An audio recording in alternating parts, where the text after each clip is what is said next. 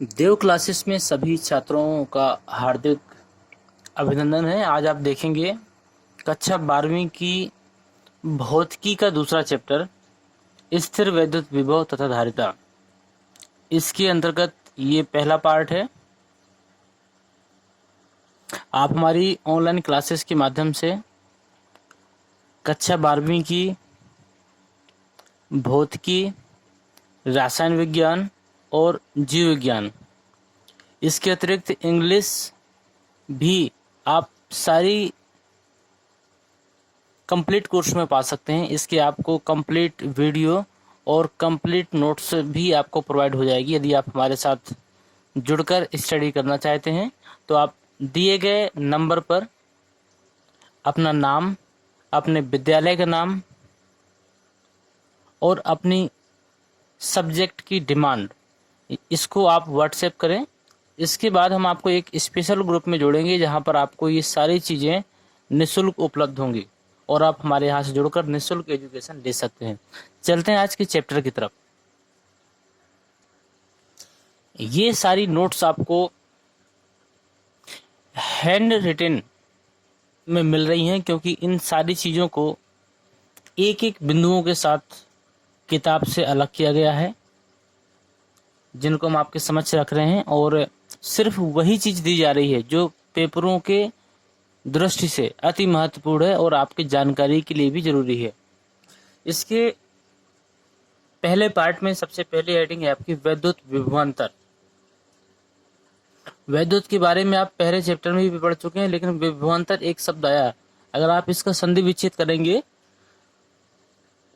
तो इसका अर्थ होगा विभव का अंतर। जब विभव का अंतर होगा तो उस जगह जो बात बनती है वो विभवांतर की बनती है। इसकी परिभाषा क्या होगी?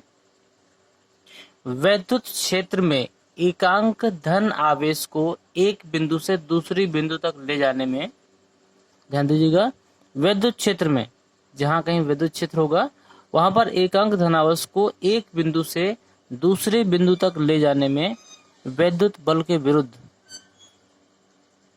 बाह्य बल द्वारा किया गया कार्य इन बिंदुओं के बीच वैद्युत विभवांतर कहलाता है। जैसे हमने ए बिंदु और बी बिंदु माने, यहाँ पर एक धनावेश को हम एक बिंदु से दूसरे बिंदु तक ले जाते हैं तो जो फोर्स काम करेगा, बल कार्य करेगा जो विरुद्ध में, उसे कहते हैं वैद्युत विभवांतर। इसका सूत्र होगा VA माइनस VB। ये आपका विभवांतर है, मतलब ए बिंदु ए पर विभवांतर माइनस बिंदु बी पर विभवांतर जो होगा उसे हम लिखेंगे W/Q0। ये आपका B से A की तरफ है, जिसकी दिशा होगी ये आपका ऋणात्मक होगा। इसको हम ये भी बोल सकते हैं कि वैद्युत क्षेत्र के बिंदुओं, ध्यान दीजिएगा इस चित्र को देखते हुए, वैद्युत क्षेत्र के बिंदुओं A व B के बीच विभवांतर एकांक आवेश को एक बिंदु B से A तक विस्थापित करने में वैद्युत बल द्वारा किए गए ऋणात्मक मान के बराबर होता है। देखिए इस परिभाषा से आपका पूरा सूत्र बन रहा है, फिर से ध्यान दीजिएगा।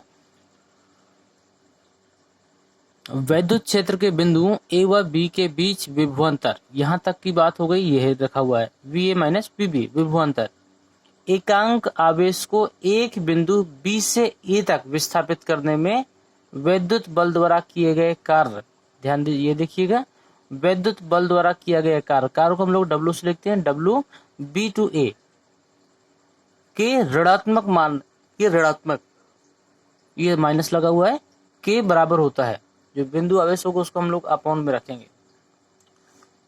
इसी के अंतर्गत इसका दूसरा हेडिंग है वैद्युत विभव, इलेक्ट्रिक पोटेंशियल। इसकी परिभाषा बनेगी वैद्युत क्षेत्र के किसी बिंदु पर, वैद्युत क्षेत्र के किसी भी बिंदु पर वैद्युत विभव का अगर हमें अंकन करना है, मान निकालना है, तो क्या होगा? एकांक धनावेश को अनंत से उस बिंदु तक लाने में बाह्य बल द्वारा किया गया कार्य के बराबर होता है। जो वैद्युत विभव होता है, वैद्युत विभव एकांक धनावेश को अनंत से उस बिंदु का मतलब जिस बिंदु पर हमें वैद्युत विभव निकालना है, उस बिंदु पर लाने में बाह्य बल द्वारा किए गए कार्य के बराबर होता है। इसके कुछ इंपॉर्टेंट तथ्य हैं। वैद्युत विभव एक अदिश राशि है। अदिश राशि और सदिश राशि आप जानते होंगे। अदिश राशियां उन्हें कहते हैं जिनमें दिशा की आवश्यकता नहीं होती। जैसे हम बोलते हैं द्रव्यमान, द्रव्यमान में दिशा की आवश्यकता नहीं है। चाल,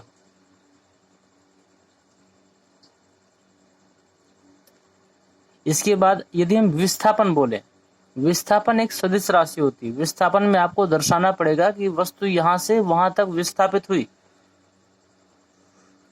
इसी प्रकार वैद्युत विभव आपका कैसी राशि, अदिश राशि है। इसका मात्रक जूल प्रति कूलाम या वोल्ट होता है। इसका विमीय सूत्र, विमीय सूत्र अति महत्वपूर्ण होते हैं, ये पेपर में पूछे ही जाते हैं। ये है आपका mL2T-3A-1 होता है। यदि आपको विमीय सूत्र निकालना नहीं आता है तो आप कक्षा 11वीं की तीसरे चैप्टर की वीडियो जो हमारे चैनल में अपलोड की जा चुकी है उसको आप देखिए, उससे आप विमीय सूत्र निकालना आसानी से सीख सकते हैं। एक अति महत्वपूर्ण परिभाषा है इलेक्ट्रॉन वोल्ट की। यह भी कई बार पूछी गई है कि इलेक्ट्रॉन वोल्ट की परिभाषा क्या होती है। तो एक इलेक्ट्रॉन वोल्ट वह गतिज ऊर्जा है, ध्यान दीजिएगा, एक इलेक्ट्रॉन वोल्ट वह गतिज ऊर्जा है जो एक मूल आवेश वाला कण, जो मूल आवेश वाला कण होता है वह 1 वोल्ट विभवांतर से त्वरित होने में प्राप्त करता है। तो देखिए, 1 इलेक्ट्रॉन वोल्ट वह गतिज ऊर्जा है जो एक मूल आवेश वाला कण 1 वोल्ट विभवांतर से त्वरित होने में प्राप्त करता है, जिसका मान होता है 1 इलेक्ट्रॉन वोल्ट का 1.6 × 10⁻⁻19 जूल।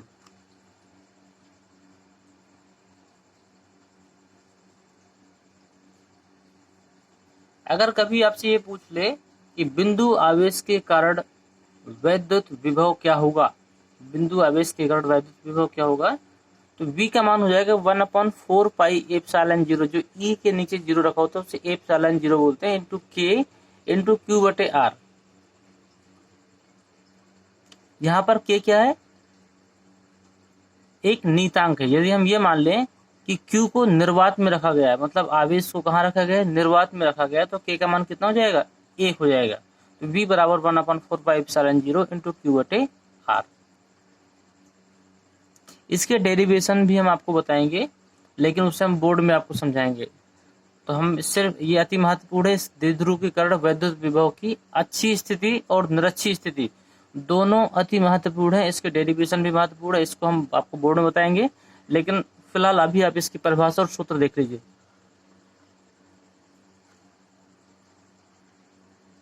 अच्छी स्थिति में जो सूत्र बनता है वैद्युत विभव का, V = 1/4 pi epsilon 0 into P/R²। यहाँ पर देखिए 1/4 पाई 0 ये एक आपका नीतांक है, मतलब इनमें से किसी का भी मान नहीं बदलने वाला है। अच्छी स्थिति में आपका जो P भी होता है वो भी आपका नीतांक ही होता है, नियत होता है इसका मान। ये R पर निर्भर होता है, दूरी पर सब कुछ। तो इसमें परिभाषा क्या बनेगी, छोटे वैद्युत द्विध्रुव के कारण, ध्यान दीजिएगा, छोटे वैद्युत द्विध्रुव के कारण अक्षीय स्थिति में किसी बिंदु पर वैद्युत विभव द्विध्रुव से बिंदु की दूरी के, द्विध्रुव से बिंदु की दूरी के वर्ग के, ये देखिए दूरी को हम लोग R से लिखते हैं, दूरी के वर्ग के व्युत्क्रमानुपाती होती है। समानुपाती का मतलब यदि ये ऊपर होता है तो समानुपाती होता है, व्युत्क्रमानुपाती मतलब 1 में होता है। निरक्षीय स्थिति में वैद्युत विभव कितना होगा, निरक्षीय स्थिति में ध्यान दीजिएगा वैद्युत विभव का मान 0 होता है। वैद्युत द्विध्रुव की निरक्षीय स्थिति में प्रत्येक बिंदु पर वैद्युत विभव का मान 0 होता है। यदि आपके पेपरों में आता है निरक्षीय स्थिति में मान कितना होता है, 10, 20, 50, 100, 200, या फिर आपको कोई सूत्र दे देता है तो आप ध्यान दीजिएगा निरक्षीय स्थिति में इसका मान कितना होगा, 0 होगा। अगला देखिए, आवेशों के निकाय के कारण वैद्युत विभव, निकाय के कारण वैद्युत विभव क्या होगा, तो वैद्युत विभव एक अदिश राशि है, ध्यान दीजिएगा वैद्युत विभव एक अदिश राशि है।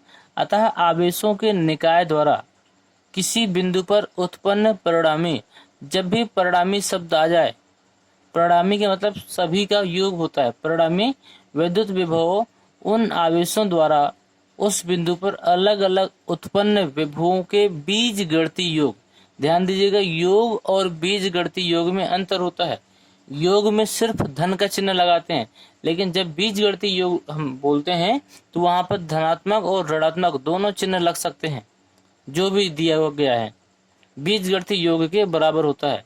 तो जब भी आपको परिणामी विभव निकालना हो तो वहां पर v = v1 + v2 + v3 plus vn, जहां तक भी विभव दिए गए हैं उन सभी को आप जोड़ देंगे तो आपका परिणामी विभव निकल आएगा। इसका आप सूत्र भी बना सकते हैं, v = 1/4πε0 कोष्टक के अंतर्गत q1/r + q2/r2 + q3/r3। जितने भी आपके आवेश और बीच की दूरियां दी गई हैं उनको आप लिख के निकाल सकते हैं। अगला है मोस्ट इंपोर्टेंट है समविभव पृष्ठ। वैद्युत क्षेत्र में खींचा गया वह पृष्ठ जिस पर स्थित सभी बिंदुओं का विभव या सभी बिंदुओं पर विभव समान होता है समविभव पृष्ठ कहलाता है। फिर से ध्यान दीजिएगा, वैद्युत विभव में खींचा गया वह पृष्ठ जिस पर स्थित सभी बिंदुओं पर विभव समान होता है समविभव पृष्ठ कहलाता है। इसकी कुछ कंडीशन है। समविभव पृष्ठ के किन्हीं दो बिंदुओं के बीच विभवांतर शून्य होता है। ध्यान दीजिएगा, ये चीजें पूछी जा सकती हैं। 1 नंबर में समविभव पृष्ठ के किन्हीं दो बिंदुओं के बीच विभवांतर कितना होता है? शून्य होता है। अतः किसी भी समविभव पृष्ठ पर आवेश को एक बिंदु से दूसरे बिंदु तक ले जाने में कार्य भी कितना होगा? शून्य होता है। आपसे ये भी प्रश्न पूछा जा सकता है, किसी समविभव पृष्ठ पर आवेश को एक बिंदु से दूसरे बिंदु तक ले जाने में कार्य का मान कितना होगा या विभवांतर का मान कितना होगा? दोनों कंडीशन में उत्तर कितना होगा? शून्य ही होगा। दो समविभव पृष्ठ परस्पर कभी नहीं काट सकते हैं। दो समविभव पृष्ठ परस्पर कभी नहीं काट सकते हैं। आपका ये भी आ सकता है प्रश्न, दो समविभव पृष्ठ कितने बिंदुओं पर काट सकते हैं? तो ये इसमें उत्तर होगा कभी नहीं काट सकते हैं। अगला है इसमें समविभव पृष्ठ द्विविमीय या त्रिविमीय पृष्ठ हो सकता है, मतलब 2 डायमेंशन या 3 डायमेंशन में हो सकता है, जिसको आप 3D बोलते हैं, 2D बोलते हैं। तो समविभव पृष्ठ जो होता है द्विविमीय या त्रिविमीय पृष्ठ पर हो सकता है। किसी बिंदु आवेश को केंद्र मानकर खींचा गया प्रत्येक पृष्ठ समविभव पृष्ठ होता है। किसी बिंदु आवेश को केंद्र यदि मान ले हम, तो खींचा गया प्रत्येक गोलीय पृष्ठ कैसा होगा? समविभव पृष्ठ होगा। अगला है, किसी रेखीय आवेश को अक्ष मानकर खींचा गया बेलनाकार जो पृष्ठ होता है वो भी कैसा होता है? समविभव पृष्ठ होता है। और इसमें लास्ट पॉइंट है, एक समान वैद्युत क्षेत्र में वैद्युत बल रेखाओं के अभिलंबवत खींचा गया समतल पृष्ठ समविभव पृष्ठ होता है। ये थे समविभव पृष्ठ के कुछ महत्वपूर्ण बिंदु। अब देखते हैं विद्युत क्षेत्र तथा विद्युत विभव में संबंध। विद्युत क्षेत्र तथा विद्युत विभव संबंध क्या होंगे? विद्युत क्षेत्र की तीव्रता किसी भी दिशा में घटक, विद्युत क्षेत्र की तीव्रता का किसी भी दिशा में घटक उस दिशा में विभव के दूरी के साथ परिवर्तन की दर के ऋणात्मक मान के बराबर होता है। ध्यान दीजिएगा, विद्युत क्षेत्र की तीव्रता का किसी भी दिशा में घटक, ये घटक की बात हो रही है, उस दिशा में विभव की दूरी के साथ परिवर्तन की दर के ऋणात्मक मान के बराबर होता है। ये आपका पूछा जा सकता है। विभव प्रवणता मोस्ट इंपोर्टेंट है आपका ये। वैद्युत क्षेत्र में दूरी r के साथ विभव परिवर्तन की अधिकतम दर को विभव प्रवणता कहते हैं। विभव प्रवणता किसे कहते हैं? वैद्युत क्षेत्र में दूरी के साथ विभव परिवर्तन की अधिकतम दर को विभव प्रवणता कहते हैं। ये आपका dV/dr मैक्स का मतलब जो अधिकतम मान होगा उसको कहते हैं। विभव प्रवणता का मात्रा क्या होता है? वोल्ट प्रति मीटर होता है। विभव प्रवणता का मात्रक वोल्ट प्रति मीटर होता है। विभव प्रवणता का विमीय सूत्र mL-T-3A-1 होता है। विभव प्रवणता का विमीय सूत्र mL-T-3A-1 होता है। और विभव प्रवणता कैसी राशि है? विभव प्रवणता एक सदिश राशि है।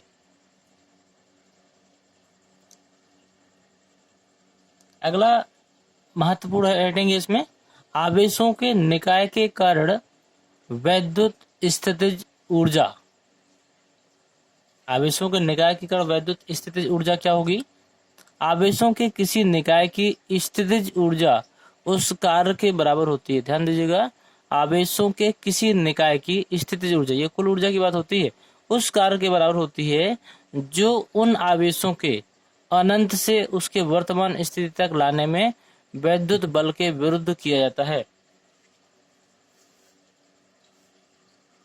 ध्यान दीजिएगा, आवेश के किसी निकाय की स्थितिज ऊर्जा उस कार्य के बराबर होती है। मतलब स्थितिज ऊर्जा किसके बराबर होती है? उस कार्य के बराबर होती है जो उन आवेशों को अनंत से वर्तमान स्थिति तक लाने में वैद्युत बल के विरुद्ध किया जाता है। जो वैद्युत बल लगता है उसके विरुद्ध में जो कार्य होगा उस कार्य के बराबर स्थितिज ऊर्जा होती है। अब यहाँ पे कुछ फार्मूले हैं आपके। दो बिंदु आवेशों के कारण वैद्युत स्थितिज ऊर्जा, यदि दो बिंदुओं की बात हो जाए तो विद्युत स्थितिज ऊर्जा को हम लोग VU से लिखते हैं, बराबर 1/4πε0 इंटू Q1 Q2 बटे R। इसकी परिभाषा क्या बनेगी?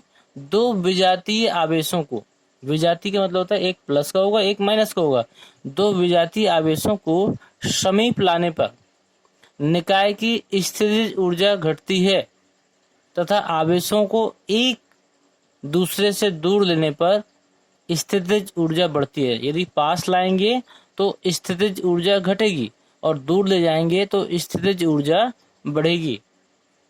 लेकिन तीन बिंदु यदि हो जाते हैं, वहां पर दो बिंदु थे, यहाँ पर यदि तीन बिंदु हो जाए तो तीन बिंदुओं का स्थितिज ऊर्जा क्या होगी? इसका सूत्र बनेगा U बराबर 1/4πε0 इंटू ये कोष्टक में Q1 Q2 बटे R। जो R होगी ये आपकी 1 2 मतलब ये दूरी।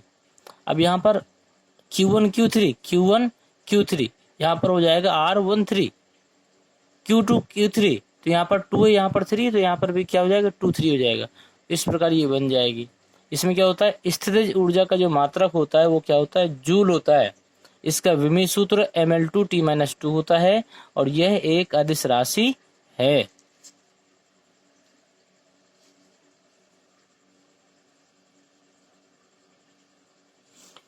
बाह्य विद्युत क्षेत्र में द्विध्रुव की स्थितिज ऊर्जा, बाह्य विद्युत क्षेत्र में द्विध्रुव की स्थितिज ऊर्जा, तो इसकी परिभाषा है एक समान विद्युत क्षेत्र में रखे वैद्युत द्विध्रुव की स्थित वैद्युत स्थितिज ऊर्जा उस कार्य के बराबर होती है जो द्विध्रुव को अनंत से उसकी वर्तमान स्थिति तक लाने में किया जाता है। स्थितिज ऊर्जा की बात हो जाए तो ये मान के चलिए कि अनंत से किसी बिंदु तक लाया जा रहा है, उस बल के विरुद्ध जो होगी वही होती है। फिर से देख लीजिए, एक समान वैद्युत क्षेत्र में रखे वैद्युत द्विध्रुव की स्थित वैद्युत स्थितिज ऊर्जा उस कार्य के बराबर होती है जो द्विध्रुव को अनंत से उसकी वर्तमान स्थिति तक लाने में किया जाता है। कंडीशन पहली क्या है? यदि द्विध्रुव को अनंत से वैद्युत क्षेत्र के लंबवत स्थिति तक लाने में जो कार्य W1 हो तो, पहली कंडीशन है ये है। और लंबवत स्थिति से वर्तमान स्थिति तक लाने में जो किया गया कार्य W2 हो तो यहाँ पे कुल बन जाएगी आपकी स्थितिज ऊर्जा, मतलब लंबवत लाने में W1 और लंबवत स्थिति से वर्तमान स्थिति तक घुमाने में अगर W2 हो तो ये कह सकते हैं U बराबर W। W क्या है? टोटल कार्य। और कार्य कितना है? पहला W1 है और दूसरा W2 है। ये हो जाएगा U बराबर W बराबर W1 प्लस W2। इसकी परिभाषा क्या बन जाएगी? अतः एक समान वैद्युत क्षेत्र में स्थितिज ऊर्जा द्विध्रुव को वैद्युत क्षेत्र के लंबवत दिशा से वर्तमान स्थिति तक घुमाने में किए बाह्य कार्य के बराबर होती है। फिर ध्यान दीजिएगा, एक समान वैद्युत क्षेत्र में स्थितिज ऊर्जा, ये स्थितिज ऊर्जा की बात हो रही है, द्विध्रुव को वैद्युत क्षेत्र के लंबवत दिशा से, देखिए यहाँ पर पहले कंडीशन में लंबवत था, लंबवत दिशा से वर्तमान स्थिति तक घुमाने में, जब हम लंबवत थी अब हम इसको वर्तमान स्थिति में लाने के लिए क्या करेंगे, घुमाएंगे, घुमाने में किए गए बाह्य कार्य के बराबर होती है। द्विध्रुव पर कार्यरत प्रत्यानयन बल आघूर्ण का आंकिक मान, ये बना हुआ ये आपका टाउ है, इसे हम टाउ बोलते हैं। टाउ बराबर minus P sine theta. Theta की जगह पे आप कोण के मान रखेंगे 30 अंश, 45 अंश, 60 अंश, 90 अंश, या जो भी आपका कोण दिया गया है। अब क्या है, द्विध्रुव को यदि घुमा दिया जाएगा तो कार्य का सामान्य सूत्र क्या हो जाएगा, ये ऊपर वाला क्या है, बल आघूर्ण का आंकिक मान। टाउ बराबर क्या होता है, बल आघूर्ण, और डब्लू क्या है, कार्य, वर्क। तो डब्लू बराबर PE cos theta 1 minus cos theta 2। मतलब थीटा 1 क्या है, पहली कंडीशन में जो कोण बनेगा, और थीटा 2 क्या है, घुमाने के बाद जो दूसरी कंडीशन में कोण बनेगा वो। तो या फिर इसको लिख सकते हैं वैद्युत स्थितिज ऊर्जा को माइनस पीई कोस थीटा।